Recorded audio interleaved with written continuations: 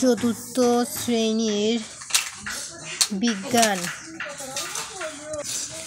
অধ্যায় 11 2025 সালের পৃষ্ঠা 87 এর সমাধান। তো প্রথমে কি আছে শূন্যস্থান, তো আমরা প্রথমে শূন্যস্থানটি পূরণ করব। তারপরে 2 নম্বরে কি আছে সঠিক উত্তরে টিক চিহ্ন দে, আমরা টিক চিহ্নটি পূরণ করব। তারপরে কি আছে 3 নম্বরে সংক্ষিপ্ত প্রশ্নের উত্তর দিব এবং 4 নম্বর আছে বর্ণনামূলক প্রশ্ন। তাহলে আমরা এই ভিডিওতে এই সমস্তগুলো পূরণ করব। তো কথা না বাড়িয়ে ভিডিওটি শুরু করা যাক। তো ভিডিওটি শুরু করার আগে বলে রাখি, চ্যানেলে নতুন দর্শক হয়ে থাকলে চ্যানেলটি সাবস্ক্রাইব করে পাশে থাকবেন নিত্য নতুন ক্লাসের ভিডিও দেখার জন্য। তো প্রথমে কি আছে একে হঠাৎ ঘটে যাওয়া কোনো ঘটনা যা আমাদের শরীরের বা সম্পদের ক্ষতি সাধন করে তাই ড্যাশ। তাই কি এখানে সঠিক উত্তর কি হবে? তাই হলো দুর্ঘটনা।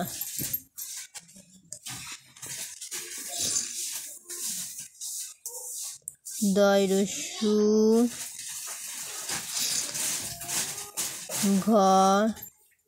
ঘরে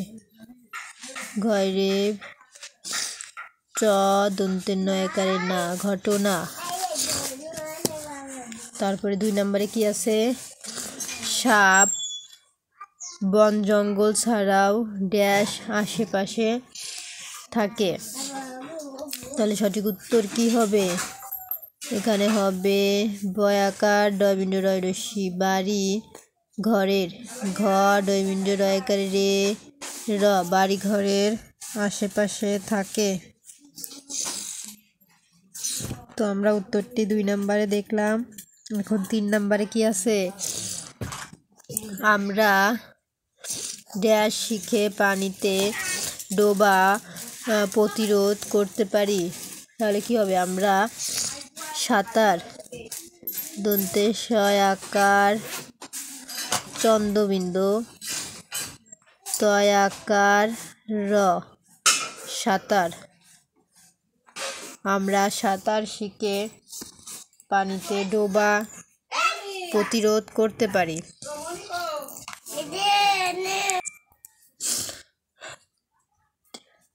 4 নম্বর শরীরের কোনো অঙ্গ ড্যাশ উৎসের সংস্পর্শে এলে মানুষ বিদ্যুৎ স্পৃষ্ট হয়। তো 4 নম্বরে কি হবে?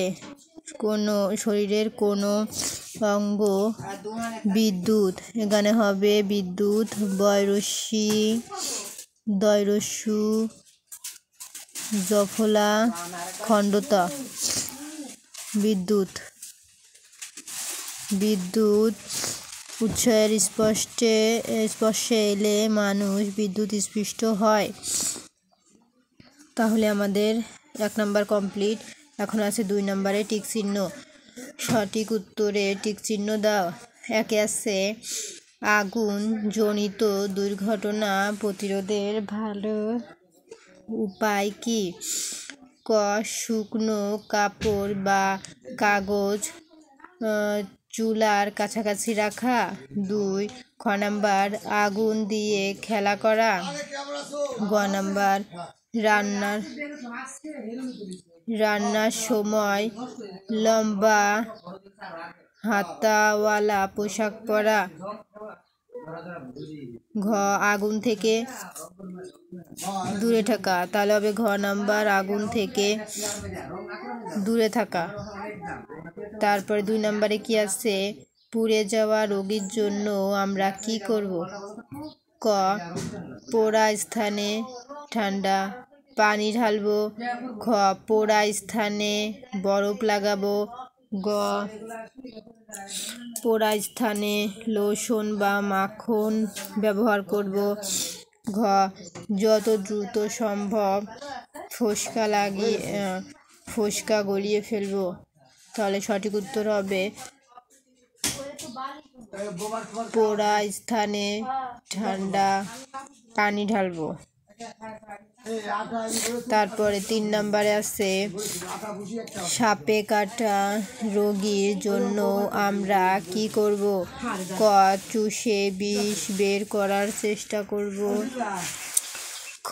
রোগীকে যথাসম্ভব স্থির রাখব। গ. ক্ষতস্থানের চারপাশের চামড়া কেটে ফেলব। ঘ. সাপটি ধরার চেষ্টা করব। তাহলে সঠিক উত্তর কি হবে? খ. রোগীকে যথাসম্ভব স্থির রাখব। তাহলে এখন 3 নম্বর প্রশ্ন সমাধান করব। 3 নম্বরে আছে সংক্ষিপ্ত উত্তর প্রশ্ন, বাড়িতে কি কি দুর্ঘটনা ঘটতে পারে? তাহলে আমরা উত্তরটি দেখে নেব। বাড়িতে বিভিন্ন ধরনের দুর্ঘটনা ঘটতে পারে, যেমন 1. পড়ে যাওয়া, 2. কেটে যাওয়া, 3. আগুনে পুড়ে যাওয়া, 4. বিদ্যুৎস্পৃষ্ট হওয়া, 5. বিষক্রিয়া হওয়া ইত্যাদি। 2 নম্বরে আছে আমরা বিদ্যুৎস্পৃষ্ট ব্যক্তিকে কিভাবে বিদ্যুতের উৎস থেকে আলাদা করব? তো সঠিক উত্তর, বিদ্যুৎস্পৃষ্ট ব্যক্তিকে আমরা নিচের উপায়ে বিদ্যুতের উৎস থেকে আলাদা করব। 1. মেইন সুইচ বন্ধ করে বা বৈদ্যুতিক প্লাগ খুলে ফেলে বৈদ্যুতিক সংযোগ বিচ্ছিন্ন করে। 2. বৈদ্যুতিক সংযোগ বিচ্ছিন্ন করা সম্ভব না হলে শুকনো কাঠ বা বাঁশ দিয়ে বিদ্যুৎস্পৃষ্ট ব্যক্তিকে বিদ্যুতের উৎস থেকে আলাদা করব। 3 নম্বরে আছে কিভাবে আগুনে পোড়া ব্যক্তির প্রাথমিক চিকিৎসা দেওয়া হয়? উত্তর, আগুনে পোড়া ব্যক্তির প্রাথমিক চিকিৎসা নিম্নরূপ দিতে হয়। 1. পোড়া স্থানে কমপক্ষে 10 মিনিট ঠান্ডা পানি ঢালতে হবে। 2. সামান্য পোড়ায় বার্নল বা পানি নারকেল তেলের সঙ্গে মিশিয়ে লাগাতে হবে। 3. পোড়া স্থানে বরফ ব্যবহার করা যাবে না। 4 নম্বর বর্ণনামূলক প্রশ্ন, প্রাথমিক চিকিৎসার সাধারণ নিয়মগুলো কি কি? উত্তর, প্রাথমিক চিকিৎসার কিছু সাধারণ নিয়ম রয়েছে, নিচে তা উল্লেখ করা হলো। 1. সর্বপ্রথম বড় কাউকে ডেকে জরুরি সেবার জন্য সাহায্য চাইতে হবে। 2. আহত কোনো ব্যক্তিকে সাহায্যের পূর্বে নিজেদের নিরাপত্তা নিশ্চিত করতে হবে। 3. প্রয়োজন ব্যতীত আহত ব্যক্তিকে নাড়াচাড়া না করা। 4. আহত ব্যক্তিকে উৎসাহমূলক কথা বলা, যেমন তুমি সুস্থ হয়ে যাবে, সব ঠিক হয়ে যাবে ইত্যাদি বলে শান্ত রাখা। 2. আমরা পানিতে ডুবতে থাকা কোনো মানুষকে কিভাবে উদ্ধার করব?